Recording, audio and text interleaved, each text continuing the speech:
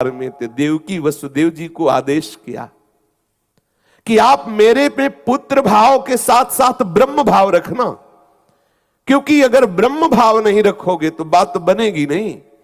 ऐसे ही आप गृहस्थी में हैं, सब भगवत स्वरूप है, ये बात तुम्हारे हृदय में बैठी हो, फिर सेवा करो भगवत स्मरण परायण भगवत भाव से युक्त होकर, तो गृहस्थी आपका भजन बन जाएगी। अच्युत भावना विहीन हर कर्म फंसाने वाला है। भगवत अर्पित ना करने की भावना जिसके हृदय में है, अर्थात भगवत समर्पण की भावना के विहीन जो भी कर्म होता है सब माइक होता है, फंसाने वाला होता है। सब प्रभु के स्वरूप हैं, मैं उनका एक तुच्छ सेवक हूं।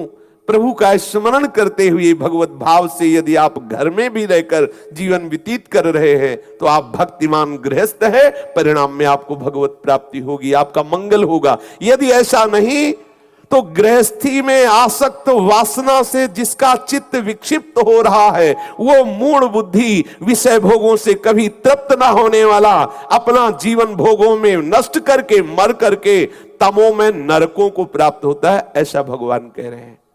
चाहे गृहस्थ हो चाहे विरक्त हो, दोनों के लिए अत्यंत आवश्यक बात है भगवत चिंतन, भगवत भजन। एक श्लोक में महाराज निमि जी कह रहे हैं कि दुर्लभो मानुषो देहो देही नाम क्षण भंगुरहा तत्रापि दुर्लभम मन्येत वैकुंठ प्रिय दर्शनम। ये मनुष्य शरीर बड़ा दुर्लभ है, सावधान रहे, एक क्षण में नष्ट हो जाने वाला है, पर इसकी एक बड़ी महिमा है। यदि इसमें भजन किया जाए, भगवत अर्पित कर्म किए जाएं, संपूर्ण जीवन प्रभु को समर्पित कर दिया जाए तो प्रभु से प्यार करने लगते। वैकुंठ प्रिय, वो भगवान का प्यारा हो जाता है।